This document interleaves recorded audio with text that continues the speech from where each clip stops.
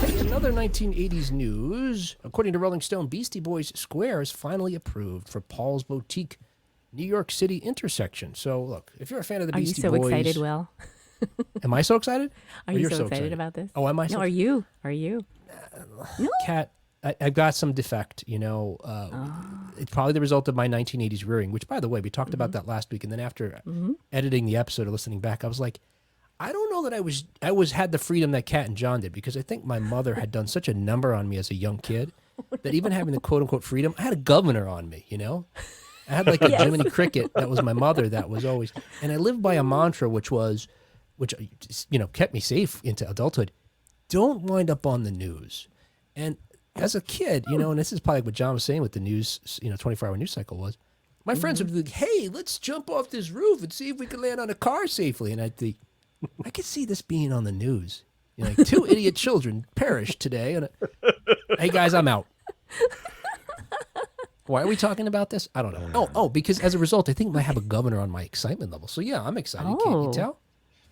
Wow, he's taking Beastie Boys brand Ritalin. Yeah. He just doesn't. He has no highs and no lows. If Will can't get excited about something with the Beastie Boys, I'm excited. Oh, man. Look, hey, I can imitate excitement. I've seen it. Hey, so in 2014, the city council voted against Beastie Boys Square by a staggering vote of 24-1. But just about a week or so ago, what? 24-1. I know, right?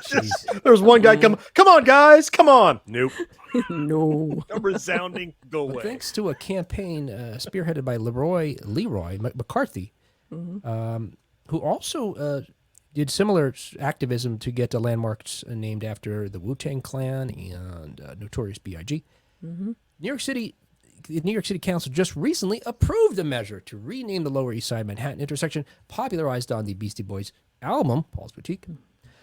It will be named Beastie Boys Square. Just this anniversary just came up recently. It was July 25th of 1989 that the album came out. And I remember this because I think I told you guys this story at some point in one episode. It's an infamous day, or a day that will live in infamy for me, because my friend and I had a job working part-time at a company my mom worked for. Oh. It was a lighting company. If I told you this, Kat, I guess you're going to have to just pretend you never heard it before. I know you didn't. This is we new were to to me. install lights in this showroom. Okay. In the showroom, because it was a lighting company. And Light O'Lear was the company. I don't know if they're still around, but this project was being headed up by a former vice president of the company who was also, I don't know, he knew enough about electricity, but he was retired, an elderly guy. And we didn't know what we were doing. We were 17, 18 years old, taking wires. I don't know that power was necessarily off. We're up on ladders, It was insane. So my buddy says to me, this is how our relationship works. We're only getting paid $5 an hour. You should go to our boss here, ask him for $6 an hour. We're going to get killed. We're just kids. But we knew this guy had such a bad temper that we planned an escape route out of the building. We plotted out, we're going to go through these certain doors. We'll get out to the parking lot, back to my car, and we'll haul ass out of here. So I do ask for the $6. This guy starts screaming and cursing at me. You ungrateful son of a bitch! Are you kidding me? I'm going to tell your mother. And he stormed off because my mother still worked there. We did our escape plan. We got in the car. So he stormed off to go tell your mom. Is that what he? Yeah, we stormed the hell out of there ourselves.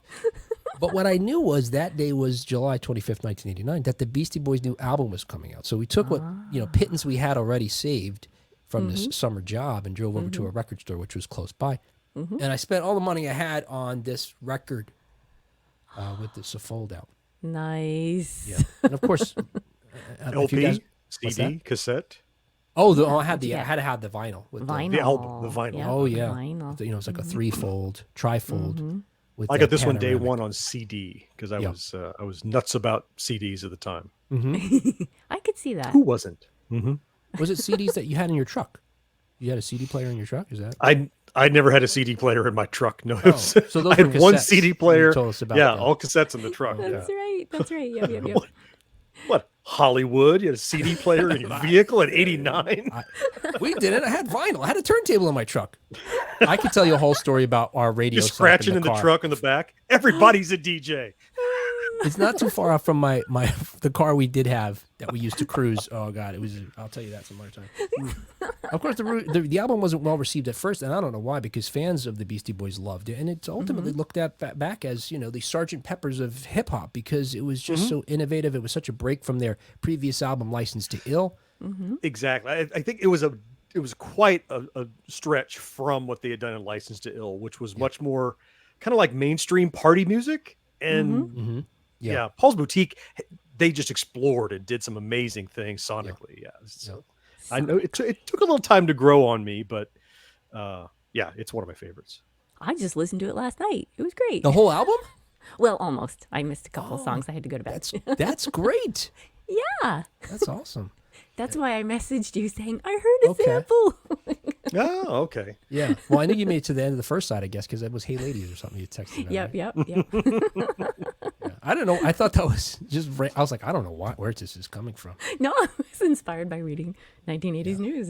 And the record was produced by the Dust Brothers. It's primarily samples. It's almost essentially all samples. You couldn't make it today. We talked to Professor KJ Green about this some time ago. You couldn't afford to pay all these licenses that people would expect money for now. Right. It was going to be an instrumental. The Dust Brothers were going to just produce this record of tracks. And the Beastie Boys, my understanding was, were recording in the same building, and they just sort of got to chatting and heard some of the tracks and were like, we should collaborate. And the magic was born. Ultimately reached number 14 on the U.S. Billboard and U.S. Billboard Top Pop albums and number 24 on the U.S. R&B Hip Hop albums. It's a certified double platinum as well. Nice. I could tell you about the photograph. I mean, should I bother? I don't know. Maybe not. Maybe that's enough of that. So is that photograph taken at that intersection, or yes? Is that why that location was selected? Okay, that's where Paul's exactly Boutique right. was. Yeah, and then actually it turns out Paul's Boutique wasn't the actual store there. So I guess I will tell you this. So they had this vision for this panoramic image they wanted to do, but they didn't know how to pull it off. So Mike Diamond approached a friend of theirs who had studied photography in college, Jeremy Shatton. And he said, I can do it. I'll even rent the cameras myself to pull it off. The store was actually Lee's Sportswear. Okay. What I didn't know about the record, certainly until recently, was they set dressed Lee's Sportswear. They communicated with the owner. They had a sign made that said Paul's Boutique. They redressed the store to look like Paul's Boutique. And in fact, an interview with Shatton, he pointed out that the stuff in front and outside of the store is stuff that they chose to go along with the aesthetic of the album, the sound, the kind of image that they were ultimately portraying. So he said something about like the disco shoes that are there, the banjo that's there, like all these things were hand-picked by, the Beasties, primarily led by MCA, because he was the filmmaker of the group. Okay. And in fact, as a result of that, Nathaniel Hornblower has a photography credit for the album, even though Jeremy Shatton actually took the picture. Nathaniel Hornblower is MCA's alter ego. Wow, this is just too much stuff you don't need to know. Why is it called Paul's Boutique, though? Or is that a whole nother story? No, You can tell it some turns other out that Paul's Boutique is actually a reference to a real store that was on a cassette.